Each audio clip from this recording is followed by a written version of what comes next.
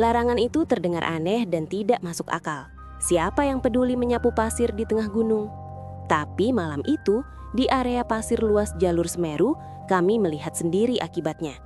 Angin berhenti tiba-tiba, membuat api unggun mengecil tanpa sebab.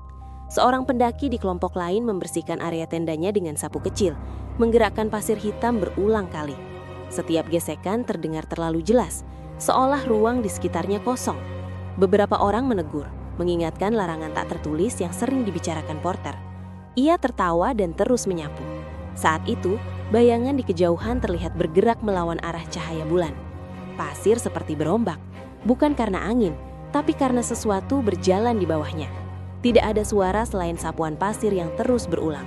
Sampai akhirnya suara itu berhenti bersamaan dengan jeritan pendek yang tercekik. Kami tiba di area pasir menjelang malam karena perjalanan tertunda.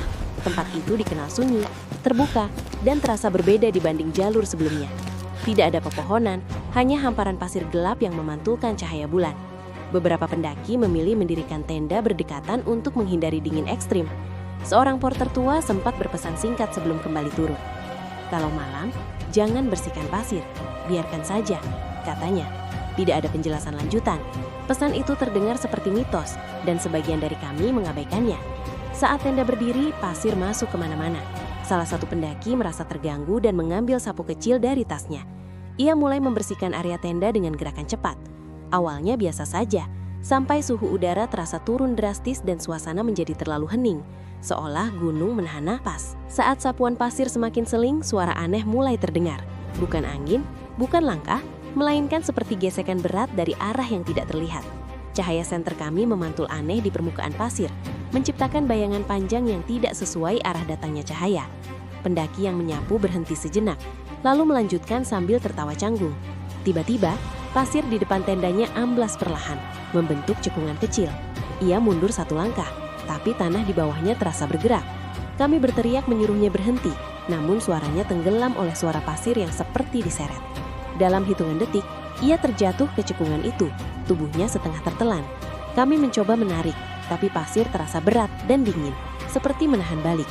Ketika kami melepaskan pegangan untuk mengambil alat, cekungan itu sudah rata kembali.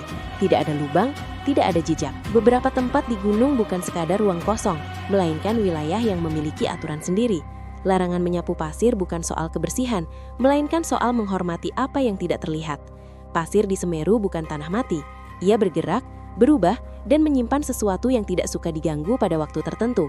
Kejadian itu mengajarkan bahwa logika pendakian modern tidak selalu berlaku di semua tempat. Ada larangan yang diwariskan bukan untuk menakuti, tapi untuk melindungi. Mengabaikannya berarti menganggap gunung sebagai objek, bukan makhluk hidup. Kami turun keesokan harinya dengan jumlah yang berkurang, dan tidak ada pencarian besar-besaran, seolah gunung menutup rapat apa yang sudah diambilnya. Beberapa kehilangan tidak meninggalkan tanda, hanya cerita yang dibisikkan dari mulut ke mulut. Cerita seperti ini sering dianggap mitos karena sulit dibuktikan. Tapi bagi yang pernah berada di sana, rasa dingin itu tidak bisa dilupakan. Tanpa jejak tidak bertujuan menakut-nakuti, melainkan mengingatkan bahwa ada batas yang tidak seharusnya dilanggar. Jika kamu mendaki, dengarkan larangan sekecil apapun, terutama yang tidak tertulis. Dan jika kamu ingin tahu lebih banyak kisah peringatan yang jarang dibahas, tetaplah bersama Tanpa Jejak. Subscribe dan aktifkan lonceng agar cerita-cerita yang nyaris hilang ini tidak ikut terkubur, seperti jejak yang tersapu pasir malam itu.